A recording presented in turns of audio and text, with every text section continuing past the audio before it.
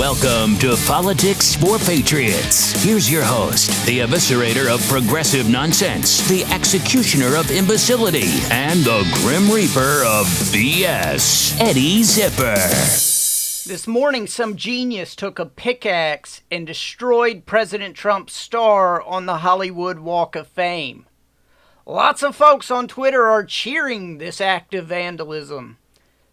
This is what the blue wave really is. It's not an electoral phenomenon that's going to flip seats in Congress from Democrat to Republican. All right, the blue wave is not going to be tons of red districts turning blue. The blue wave is nothing but a wave of anger on the far left. It is nothing more than angry mobs, hyperbolic opinion pieces, hysterical Twitter mobs, and the occasional vandalism. Take a good look at that picture of Trump's star on the Walk of Fame, all smashed up with a pickaxe. That's the blue wave.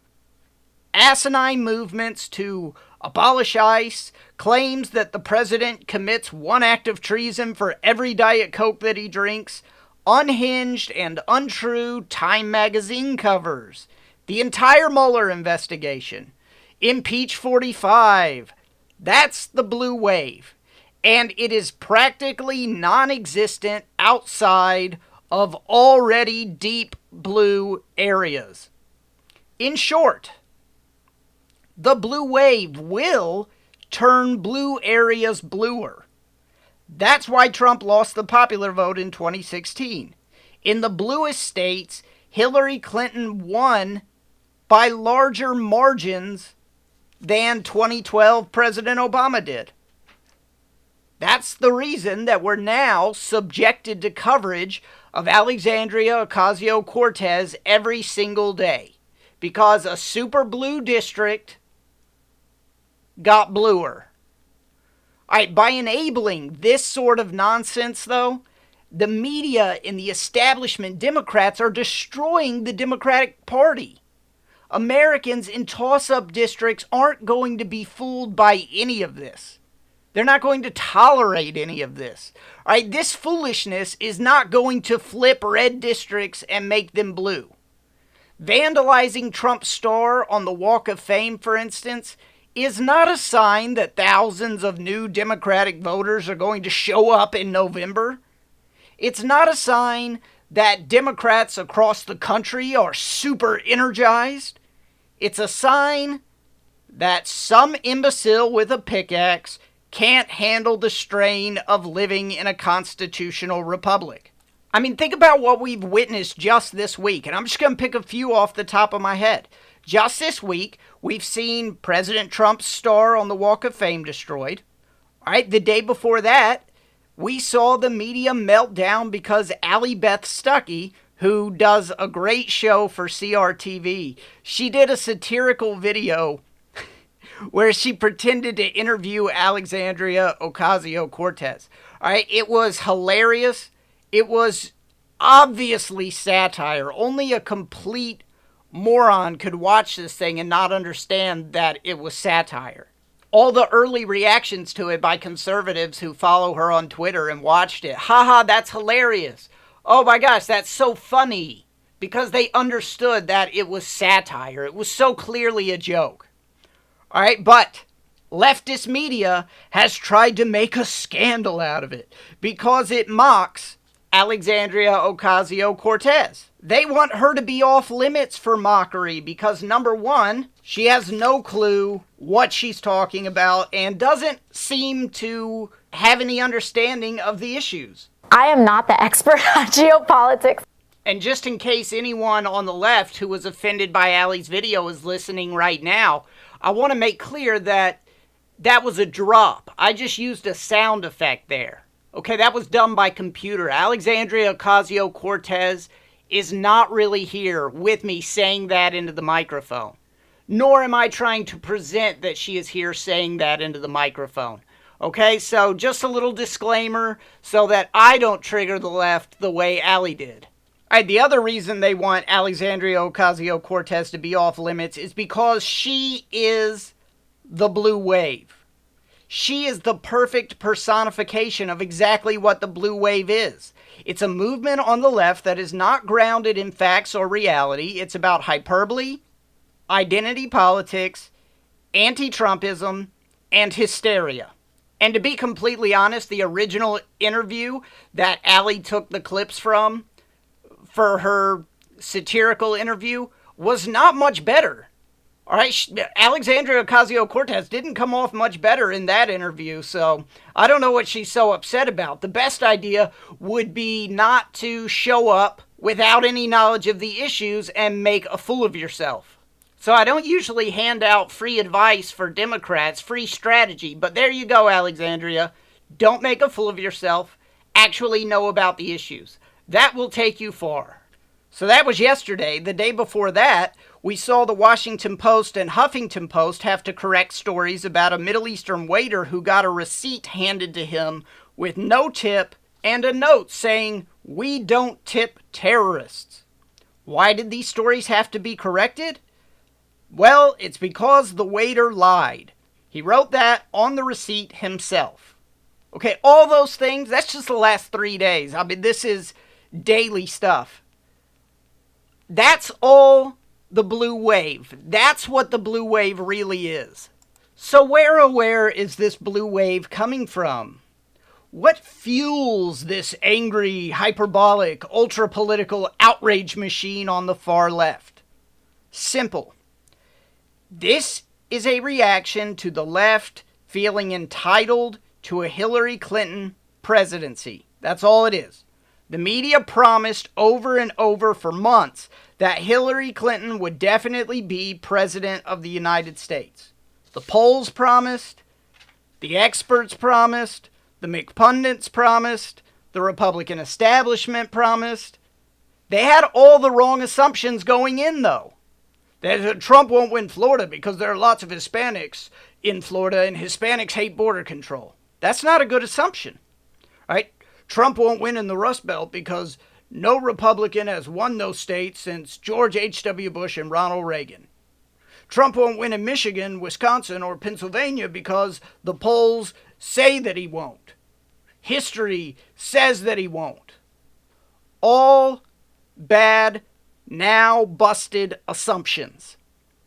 All right, the Democratic establishment promised. Go on YouTube and rewatch any network's coverage of the 2016 election night. It all starts out, why are we even here? We'll be home by 10 o'clock.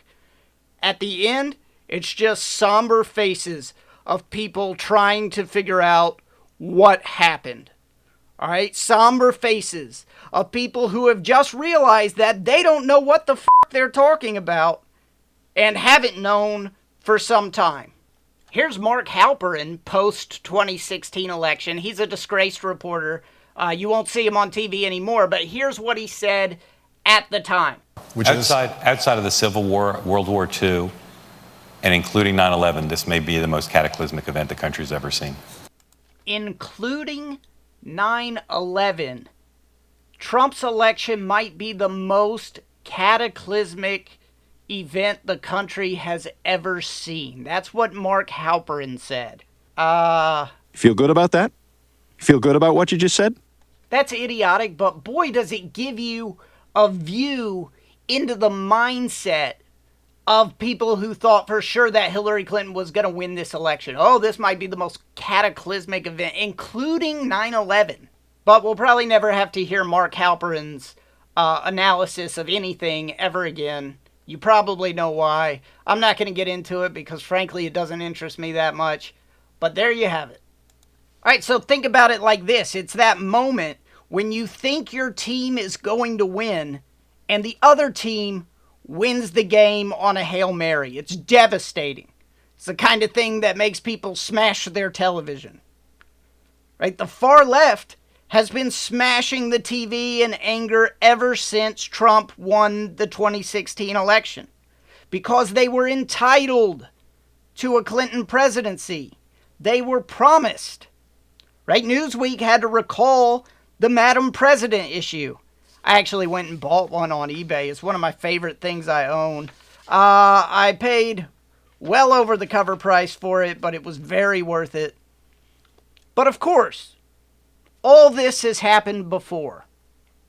All right, so crank up the flux capacitor and let's travel back in time to the election of 1948 when the exact same thing happened. Well, not exactly the same. Remember what Mark Twain said, history doesn't repeat, but it does rhyme. And the election of 1948 really rhymes nicely with the election of 2016. Okay, 1948, it was populist Harry Truman, give 'em hell, Harry, against Republican Thomas Dewey.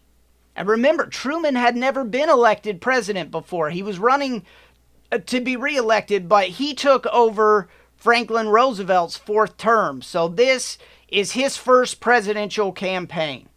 And he's getting crushed in the polls.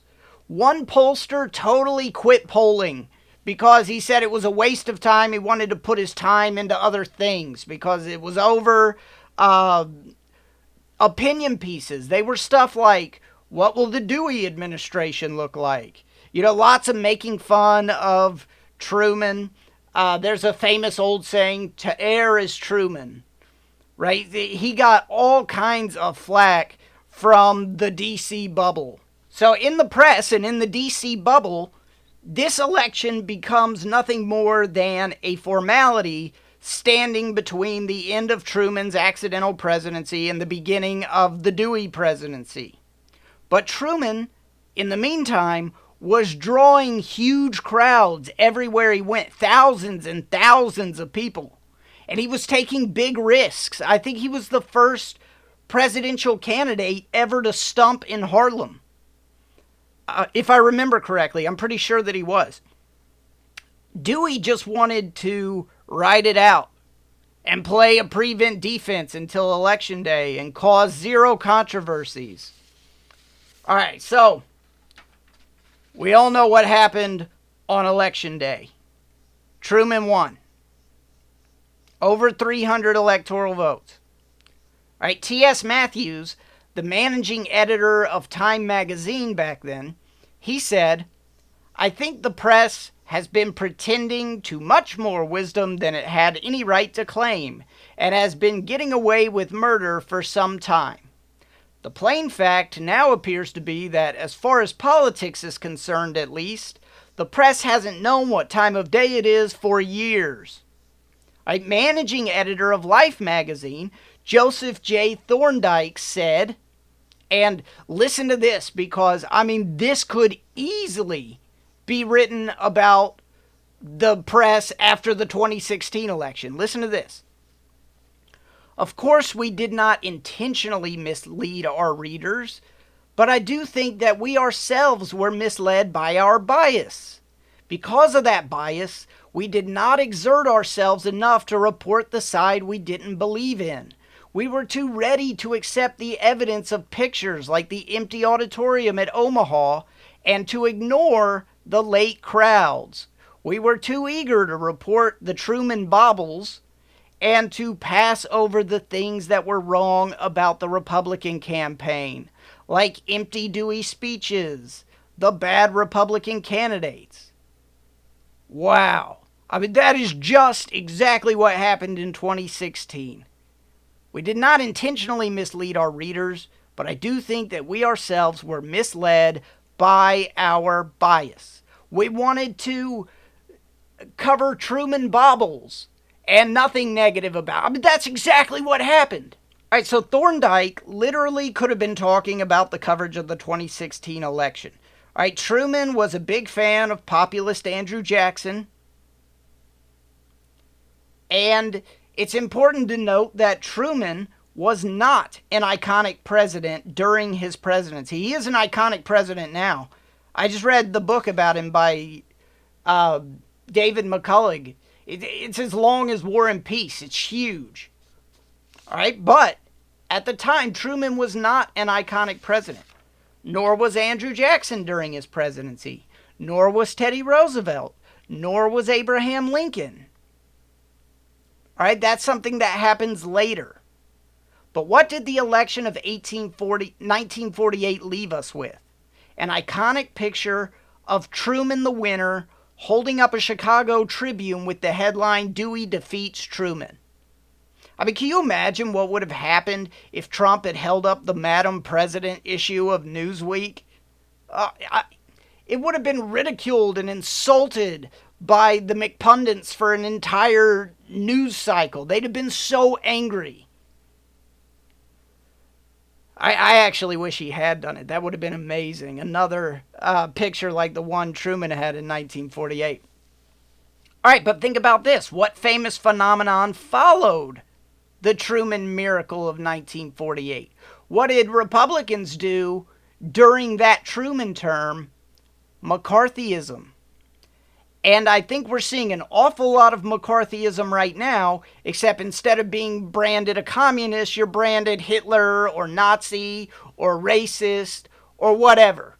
But there is a McCarthyism to it, right? Trying to label the other side into oblivion. All right, so blue wave. Early on, the media's theory was that there would be a blue wave in the midterms where everyone went out and voted for Democrats because Trump would be an anchor wrapped around the necks of Republicans who were trying to run in red districts. That never really made a ton of sense because Trump didn't drag them down in 2016. In the 2016 election, President Trump won 228 congressional districts, and Clinton only won 207 congressional districts. The current partisan breakdown in the House is 236 Republicans and 193 Democrats. And remember, representatives in the House, it's not like the Senate. Representatives in the House have to run for re-election every 2 years. They never get a break from re-elections. In the Senate, it's only every 6 years, so you have lots of time to play around with. That's not so in the House of Representatives. So those 236 Republicans who are in the House right now were most recently elected with President Trump at the top of the ticket. All right. So you heard about the blue wave all the time last year, back when polls were showing the generic congressional vote at Democrats plus 15, Democrats plus 16, Democrats plus 17. Now those polls average Democrats plus 7, according to the RCP average. That is not a happy trend for the Democrats. And Democrats are having a major prosperity problem on their hands. You remember when Bill Maher said this? It was a couple weeks ago. I'm hoping for it because I think one way you get rid of Trump is a crashing economy. So please bring on the recession. Sorry if that hurts people, but it's either root for a recession or you lose your democracy. All right, so typical nutty, unhinged liberal stuff, but there's this really interesting truth in there, which is that Democrats have a prosperity problem. You remember James Carville? It's the economy, stupid. It's the economy, stupid. Right? The Raging Cajun. It's the economy, stupid. All right, so there's a prosperity problem, and that is exactly what Bill Maher was seeing. When there was a red wave in 2010, President Obama's approval on the economy was in the high 30s. President Trump's is in the 50s. All right, he is really popular on the economy. I'm going to talk more about that in a minute. First, I want to talk about this new piece by Chris Cillizza from CNN. All right, so Chris Cillizza is a McPundit at CNN. And if you don't know what that means, I call him a McPundit because he serves up information that's more about speed and quantity than it is about quality. Right? McDonald's doesn't have the best hamburgers in the world, but they have super fast hamburgers. You can get a hamburger in 1 minute. All right, that's what Chris Cillizza is. He's a McPundit. It's not the best analysis in the world, but it's super fast. You can get it in 1 minute. All right, so McPundit. All right, so Chris is just one of, I don't want to just pick on Chris, but he is just one of the many McPundits out there. I'm sure there's been over 1 billion served by now. And to give you a quick sample of Cillizza's McPunditry, he once wrote that President Trump was slightly more likely to become our next president than he is to be the first person to set foot on the surface of a planet circling Alpha Centauri. So, swing and a miss on that one. You know, I think I'm a big believer that if you're going to use a snooty, snotty, I'm so smart tone, you really ought to be right. Because if you use that snooty, snotty, I'm so smart tone and then you're wrong, then you really look stupid. All right, so McPundit Chris Cillizza served up a piece this week attempting to revive the flatlining blue wave narrative. It's called "Every Sign is Pointing to a Democratic Wave in November." I can tell you right now, it ain't every sign. But a big part of his analysis is based on data from Larry Sabato's crystal ball. If you don't know what that is, they predicted in 2016 that Clinton would win the election with 322 electoral votes. Right? In the 2016 Republican primary, he had the top-tier candidates listed as Jeb Bush, Scott Walker, and Marco Rubio. If you don't know, they didn't do very good. So why are we being subjected to analysis that weighs heavily on these big data predictors as though their recent failures didn't destroy their credibility, as though their assumptions are not totally busted? Right? And the other evidence in Chris's piece is historic evidence. All right, the president's party always loses seats in the midterms. Ergo, that will definitely happen again. Well, I'll tell you right now, historically, the president's approval on the economy isn't above 50% like President Trump's is. Going into the 2010 red wave midterms, I think I already told you this, President Obama's approval on the economies was in the high 30s. President Trump's is in the 50s.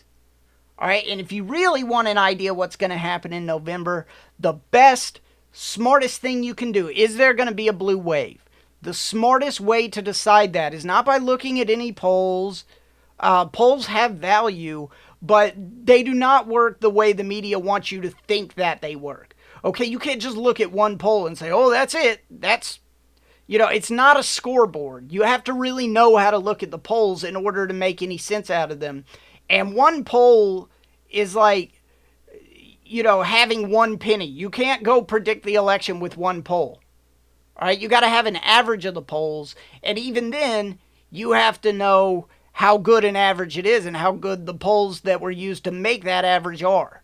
And I can tell you, I'm not Johnny-come-lately on this. If you look at my analysis during the 2016 election, I was calling out these pollsters at the time. I was telling people at the time, you're using the polls wrong. You're looking at the polls wrong.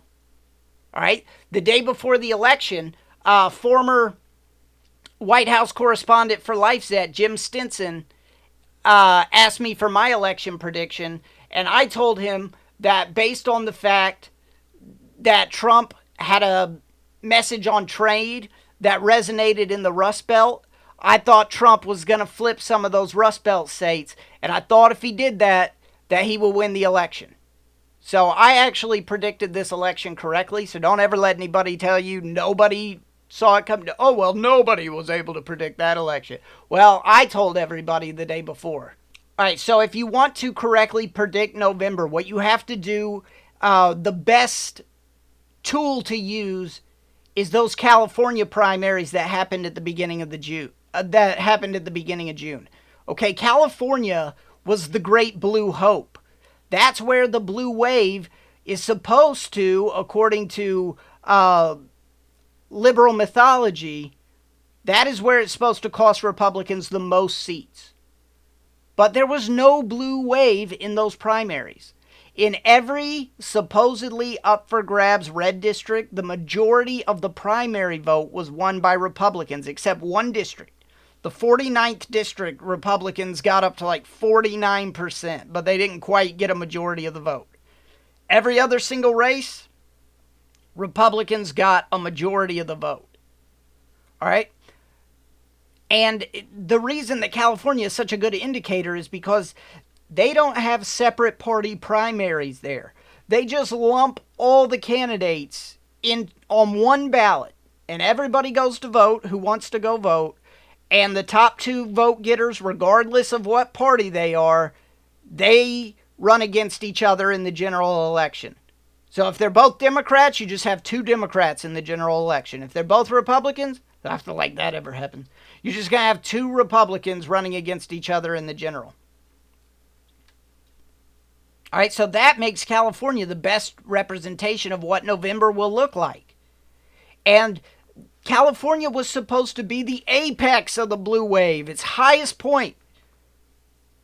And the blue wave did not happen there, period. Except for one district, Republicans in all the up for grabs Republican districts, Republican candidates won a majority of the vote.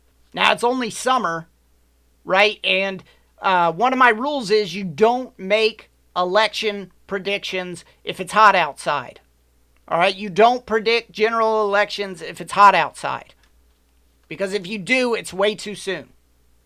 All right? So if you're sitting in a hammock, lounging in the sun, listening to Jimmy Buffett music, drinking a Sam Adams summer ale, don't predict any general elections because it's too soon. So things could change between now and then. But indications are no blue wave. Not at least the blue wave that the Democratic analysts and the McPundits were talking about. Something else interesting happened. The Democrats changed their slogan from a better deal, better jobs, better wages, a better future, to for the people. Why? Why did they do that? Why did they change? My guess is because Trump approval is super high on jobs and wages and the economy in general and on the brightness of the future. So they needed something more vague, more hope and changey for the people. That seems, to me, like a retreat from what they learned on election night in 2016. That's what the better wages, better jobs, better future, a better deal, that's what that thing was about. It was about the lessons they learned on election night, that you can't just desert middle America, right? That you can't just desert the working class and jump in, go all in on identity politics and win. You can't do that. So we saw that they had learned that lesson with their new slogan. Of course, they weren't living it out, but they at least had the slogan. They were at least giving lip service to that group by saying a better deal, better jobs, better wages, better future. That's what we're going to do. Now that's gone. Instead, we have for the people, which is just a platitude. That doesn't even mean anything. That's not even policy. That is a goofy, nothing vague slogan. And like I said, it's a retreat from what they learned on the night of the 2016 election. So we'll see if the blue wave translates into anything other than the vandalism that we saw yesterday, or hysteria, or just general outrage. My guess is it won't. All right, that's the show for today. Please go to iTunes if you can spare a minute. I would appreciate so much if you would go to iTunes and leave a review of the show. Subscribe on iTunes if you can. Thank you so much for listening. I'll be back on Saturday. I'm out of here. You just listened to Politics for Patriots with Eddie Zipper. Email the show at patriots@eddiezipper.com. And please subscribe.